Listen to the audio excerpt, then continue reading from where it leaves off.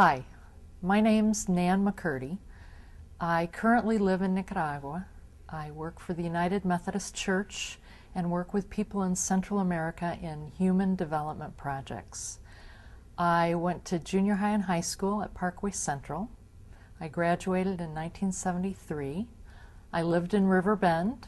I continued to live in St. Louis until I was about 28.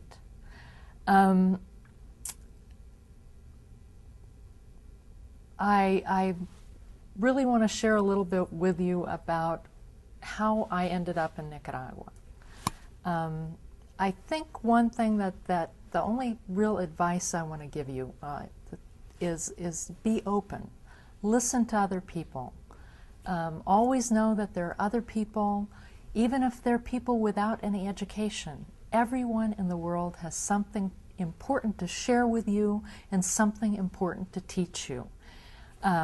And I think that was somewhere or other I learned that. And I know my teachers at Parkway helped me to be more tolerant of others, of differences, and be more open. So I went on, I got a degree in biology at the University of Missouri. I worked on my master's in ecology, animal behavior, and evolution. I taught while I did that. And I still came out of that thinking, I don't know what I want to do with my life. I went to pharmacy school for 3 more years. So I ended up with 9 years of post-high school education. And I still didn't know what I wanted to be when I grew up. But I continued to be open. A friend had spent some time in Guatemala, and she said, I'm going to be in Guatemala, why don't you come visit me? Well, I started saving money, and I ended up visiting her for 3 weeks one summer. It turns out that in the early 80s, late 70s, early 80s, in Central America was a time of many revolutionary movements, many people's movements. And I discovered a lot about that, and I discovered a lot about U.S. foreign policy, and that in Central America for many years, our government had been supporting military dictatorships. And a lot of people were hurting, a lot of people were dissatisfied, and they were trying to make changes. And it was really interesting. And I came back, I ended up becoming involved with a man who'd been in the Peace Corps in Chile. And we became involved in particular in what was going on in Nicaragua. We discovered that the U.S. government was supporting a war of aggression in Nicaragua in the 80s, that we were thinking of actually invading. We had created and funded and trained and armed a proxy force called the Contra. It was a war that happened only because the U.S. government supported former military who had been military under a dictator. And we thought it was wrong. And slowly but surely we became involved. I had never been involved in politics. We became involved and wanted other people simply to know what was going on, what was really happening in Nicaragua, and what our government was doing. So we started taking groups to Nicaragua on fact-finding missions, on peace missions. We took former Peace Corps volunteers. We ended up moving to Baltimore, and with our United Methodist Church, we started a people-to-people sistering project between Baltimore and a little town in the war zone called San Juan de Limay. Ultimately, to get that project going, we moved to San Juan de Limay so that we could get to know the people, work with the people, accompany the people. It was an area in the war zone that had been very affected. Everyone had someone who had been disappeared, who had been tortured, who had been killed. So we really walked with the people, listened to the people, touched their tears. And we hosted groups of people from the States, primarily people from U.S. churches who came to live with the families, get to know what was going on in Nicaragua, and then go back and educate others and work to change policy by influencing our representatives. Out of that, we ultimately ended up working for the United Methodist Church in development in Nicaragua. Today, most of my work is with women and children, very poor women and children, primarily campesino women, poor farm women. This country, Nicaragua, like the United States, is a country really based on a patriarchal system. In other words, power has been passed from fathers to sons.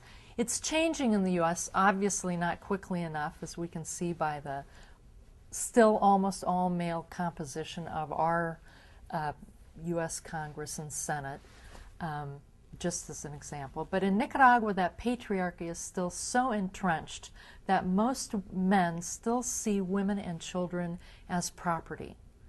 So a lot of my work is helping women understand their rights, human rights, their right not to be property, their right not to have to put up with abuse and violence and rape and all of the things that so many women in Nicaragua and in many countries have to put up with because of this legacy of patriarchy. So I help women get organized, help them learn about their rights, help them figure out ways to educate other women in order to prevent what we've always called domestic violence. Today we're calling it gender violence because it's really violence based on the fact that you're a woman. So that's a lot of the work I do. I want to share just a little something else about that.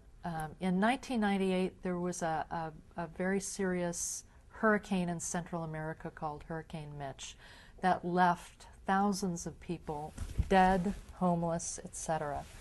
I helped women's organizations get involved in relief because what I found is that women work very hard, are honest, are good administrators of resources, and I helped organizations get money from relief organizations in the States, especially from the United Methodist Church and from their relief arm called UMCOR, but also from other relief agencies. For example, one women's organization in a municipality of 12,000 people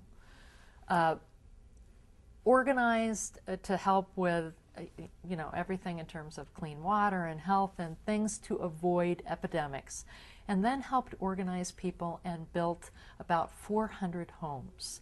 And ultimately these homes have all been titled in the names of the women so that the women and the children are protected and will have a home. I have also continued to use my privilege of having been born middle class, white, in the wealthiest, most powerful country in the world, which gives me privilege, which also means I have a responsibility to use that privilege to help others. And the kind of work I do, I don't make much money, I don't have power, but it's very fulfilling work. It's very interesting work. Think about a serving profession, because I think a lot of people with power and money aren't really that happy. And if your life is full, you know you're making a difference in other people's lives. Every day you wake up and it's exciting. You never know what to expect, but you know that somewhere or other you're going to be on the side of people who are struggling to make changes, struggling to overthrow dictatorships, struggling to have more power themselves, good power, empowerment. So I've continued to be involved in trying to educate and influence people and in trying to change U.S. policy, because it's my country and every person who is a U.S. citizen has a right and a responsibility to try to make sure that our government is doing what it should be doing. We today are not well liked in the world, and I feel very sad about that, and I feel responsible for that too. I think we need to really be looking at what we're doing in the world and thinking, is it really the right thing? There are so many things as this wealthy, responsible, powerful nation that we could be doing to once again be a really a leader that other countries look to. We're not that today.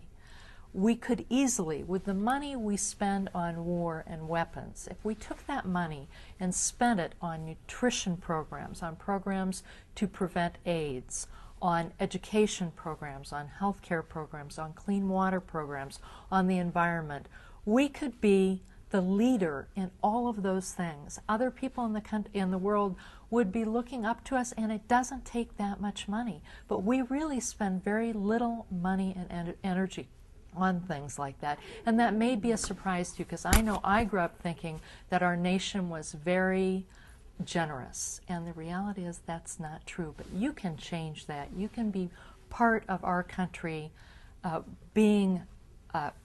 becoming once again a more generous country, a country that really looks out for the welfare of everyone and not just a few wealthy people.